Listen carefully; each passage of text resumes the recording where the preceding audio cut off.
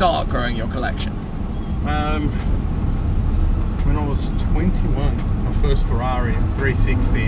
Okay. I just managed to scrape all the money that I could. Because the first thing I remember, of course, the first thing I remember was when you had your one of one Aventador. Yeah. How long ago was that?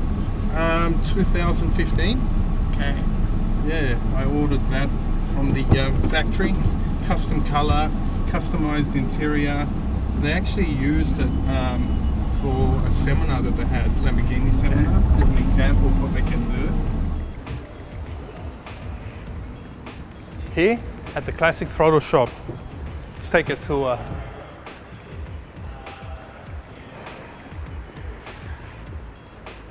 One thing that I noticed is that Tim couldn't help himself. I had to run in here. It's like a candy store. Sorry, Shmee, you ran away. Oh, sorry. Here you are again. I got Here you go. Yeah, likewise. tied up by LaFerrari, SV and LT, right? Yeah, they're exciting cars. Yeah, Slight distraction. amazing cars here. Amazing cars. I liked in particular how there is a VW camper next to a Ferrari LaFerrari. Yeah. Yep. Probably the only showroom Only in the Sydney. world. Only in Sydney. Yeah. You know, huge array of cars. What would be your favourite car in this showroom from what you've seen right now? Do we have to ignore the lap? Because I mean that just wins, doesn't it? Yeah, the LaFerrari, definitely. Well, then the Carrera GT. Yeah. Here's another one for us. Oh, they're a bit commonplace now, aren't they? Yeah. You've got one down the street. Yeah, yeah. Yeah, common as mark. Everybody's got one. Yeah. No, obviously I'm a big 675 LT fan. Yeah. Yep. Particularly love my cars. Awesome machine. GT3 RS is incredible. Yeah. A car that you can actually use the aero of Yeah. without having to get into speeds where you lose your license. You can go around tight, twisty corners and feel the car doing the work with the rear wheel steering and the huge wing on the back. Behind the scenes action here today, filming the Shmee there in the background. We're all cruising around having our fun. This is a crew here, and Jesse's behind the camera there. He's recording all of this. So this. So we're all here. This is the crew, and today Shmee is part of our crew too. This Aston Martin Db6 must be so original that it has a cracked windscreen and like what seems to be like a bullet hole here. So original, nobody wanted to change it or touch it. Well, anyway, we've lost Shmee, so now it's let's find Shmee.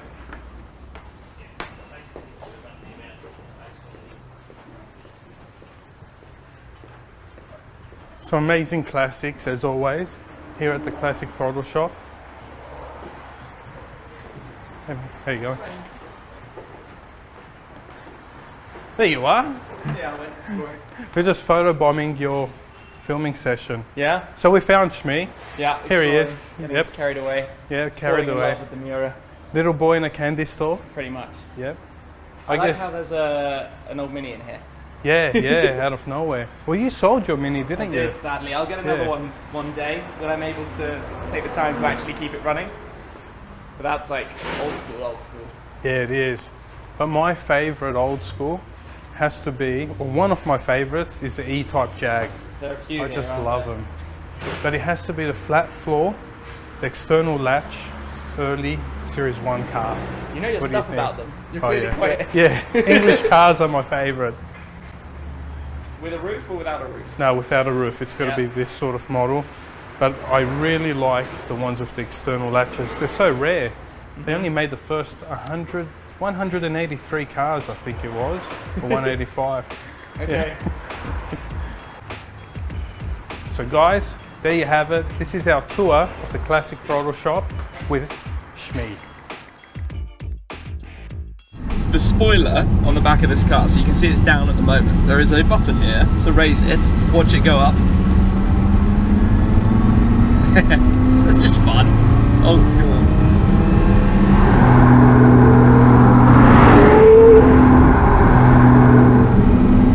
So I've got a quick question for you. Is the Carrera GT your favourite car? Okay. Okay. My second favourite car, What's your favourite car? Ferrari F40. F40? F40, and we're going to visit a car as well. Okay, cool. Yeah. I think the F40 is, for many people out there, they're the number one. It's incredible how much popularity that car has. Oh, it is. We've stopped off to take a quick look at another one of Lee's cars. So tell us, what are we looking at? The Jaguar Xj220. And it is awesome. So it's being worked on. Yeah, so then we've got a slight little oil leak, brake problem, and the guys are adjusting everything. They've ordered all the parts from the UK, and it seems like some of the parts have arrived, and they're working on it. So we've got the door trim off over here. We're going through the whole car. As you can see, a lot of things have been pulled apart. I've watched your videos for this thing. You absolutely love it. I love it. I love it. And let me tell you, the Xj220, such a rare, unique car. 271 cars produced. How can you not love it? So unique. And as I know from one of your videos, it held the Nürburgring record for 8 years. Yes. Which was pretty astonishing, really, when you look at how quickly these records tumble these days. Yep, exactly. 7 minutes and 46 seconds. I can't stop saying it. It's slow in today's standards, but fast from 1992 to the year 2000. Yeah, 1992. So this thing is, well, it's not that far off 30 years. It's nearly as old as I am. I remember I've been lucky enough to drive one briefly, and the first thing you notice is just how huge it is. Yeah, it's a big car, but it presents. It drives completely differently to anything else, the way the twin turbo V6 works. Oh, exactly. Yeah, it's very, very different. It's a twin turbo that just kicks in. People could say, okay, it may be like the GTR, the Nissan GTR being a V6 twin turbo, but this thing is a completely different animal. You'd think that it's like the Ferrari F40. Yeah. It's just as powerful and if not faster, 0 to 100. Yeah. Manual as well. Yeah. Awesome. So Tim, tell us what new cars we'll be receiving this year. Oh, coming up. Okay, so I've just taken delivery of my new GT3, new 911 GT3. Yeah, I've not driven it yet. Yeah, everybody knows that car. I need to get home and take it on its first drive. Then after that, I've actually got 2 Ford Focus RSs, so I'm a big fan of the Focus RS. I've used mine a lot over the last 2 years. I've got a red edition, which is one of 300 cars, and then a heritage edition, which is orange, which is one of the last 50, so the last 50 Focus RSs. It's a personal thing. I love them a lot. But on the supercar front, I suppose next up is 2 very different cars: the Ford GT, new GT. Of course, that's a big thing. It's been an awfully long wait. It's still a long wait, more than a year to go until mine will arrive. Year? Yeah, painful wait. So that's only in left-hand drive, correct? Yeah, those are all left-hand drive, but we only get 19 of them, I think, in the UK. So they're, you know, wow, that's pretty rare machines. It's got a really, really awesome story, the way they came back to Le Mans and won the race with it. And then the other thing that is on the cards that I've announced is a TVR Griffith. Don't know how much. I saw that. I don't know how much TVR is known really outside of the UK. Big thing in England. But I'm quite excited about that. Small company making a first project. I've met the whole team, Les Edgar, the boss, and his whole team, and they're all. I really like what they're doing, what they're thinking, and I like getting behind a small company and you know, seeing what happens. Yeah, a company like TVR, they need that sort of push, don't they, in the car scene? They're not really known here in Australia. I think it's fun also. It'll be fun when the car comes to see what happens with the videos I make of a car that people don't necessarily know so much about. Yeah. At the end of the day, it's quite like this, right? It doesn't have much in terms of aids. It's very, very lightweight, 1250 kilos or so, with 500 horsepower or so from a V8. And it'd be pretty easy to stick a supercharger on it and make it even more if we wanted. That's exciting. So it's a 200 mile an hour car for under £100,000. Wow. Which is... That's pretty good. Pretty cool. Yeah. And I like, it's quite futuristic interior. I think it looks really cool. But manual gearbox, front engine. Oh, that's what you want, the manual stick shift. Yeah. It's quite rare to have a modern car that's a manual. Yeah. But built for a manual. You know, yes, okay, the GT3 can be had with a manual gearbox, but it wasn't built for it. It's built for the PDK, and it's better with the PDK. So quicker, half a second quicker, 0 to 100. It's a big difference. Yeah. The in-gear pull of a manual GT3 is crazy. It's you know, it's on it. But at the end of the day, the GT3 is a car that's built for racetrack, and racetrack is about lap times, not about. You want it to be as fast as possible. Whereas the TVR, for example, is built for driving enjoyment.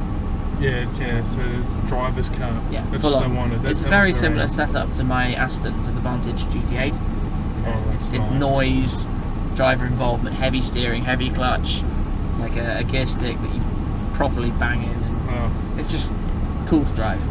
And in terms of noise, you mentioned noise. Is it louder than the GT8? The TVR? No, I don't think anything in the world can ever be louder than the GT8. Yeah. If you've heard a GT8 in person, I don't know how that got through type approvals. It's so noisy. You know, they're an exciting car, that GT8. There's only one flaw that I didn't like. Yeah. You don't mind me mentioning it, right? No, go for it. There are lots of flaws. It's expensive and it's not fast. Yeah, the 0 to 100 speed just knocked me out. I was like, yeah, it's not quick. It wasn't quick, so I ended up cancelling my order. So I had a deposit down for one, and I cancelled it. Sad times. Yeah, but now I sort of regret it, because I'm like, it's so unique, so rare, and that's what I'm all about.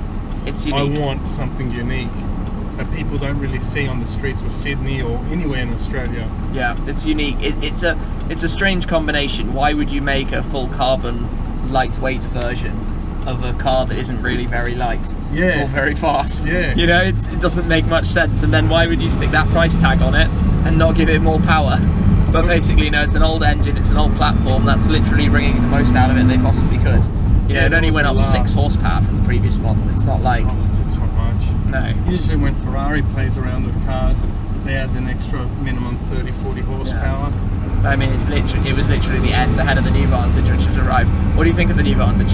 That's gorgeous. You like it? Yeah, I like the look. I find the interior a little bit too fussy. Yeah. But I like the looks. Everybody says it looks like a Mazda, but I'm like, I don't care, it looks good. Yeah, it looks good in my opinion. And now they've got the AMG engine in it. Yeah, so which is brilliant. Does that sound better than the previous car? It's a really good... Oh, well, the previous car had a 4.7 naturally aspirated V8. This one's a turbo. Yeah. Now, don't get me wrong, the only company that knows how to make a twin turbo engine sound really good is AMG. AMG. It's the only, like, the noise of my GTR, AMG GTR, is just like spot on. Yeah? It's epic. I haven't heard Absolutely one. epic. Is that louder than the GT8? No, nothing's loud. Nothing in the world. If you cold start the GT8, even if you know it's about to start, you still jump. It still makes you jump when it snaps into life, because it just has this most monumental crack, and then when you rev it loudly, it's painful on the ears.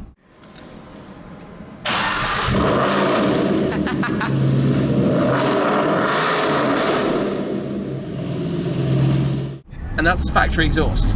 Like, you don't need to change anything. Now I'm craving that car. Talk me into it. Now I'm having biggest regrets here today. Well, you had to see if you can find one. Yeah.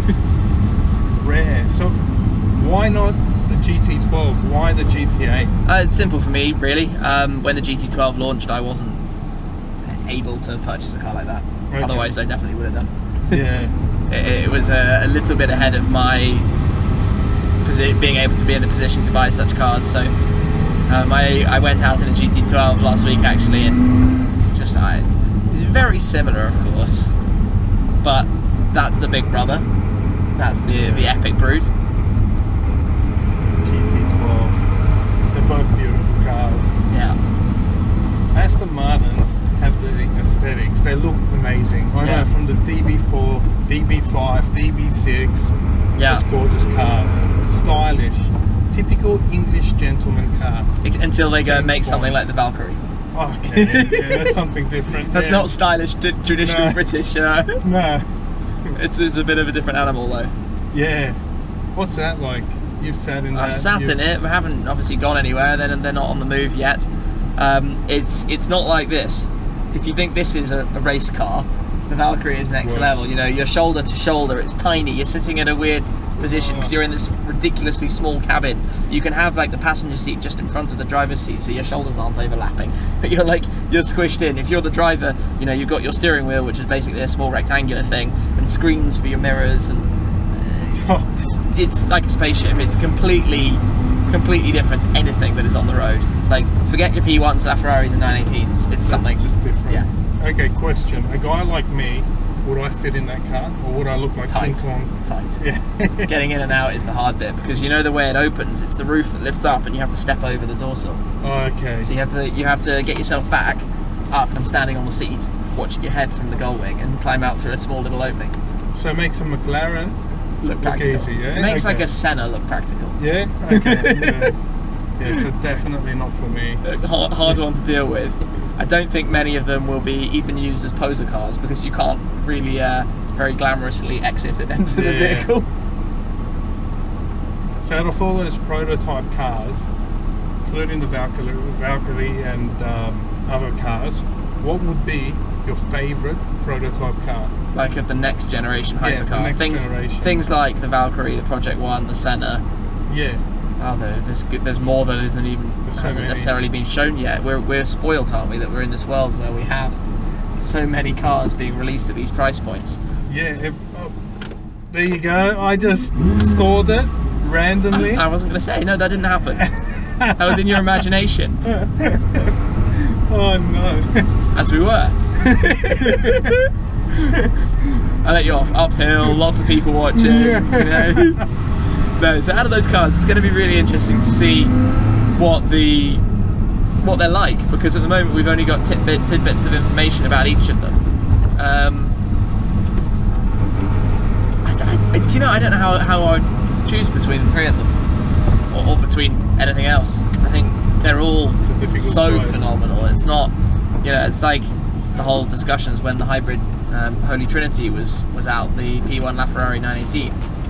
At the end of the day, if you've got any of them, they're epic cars. Yeah.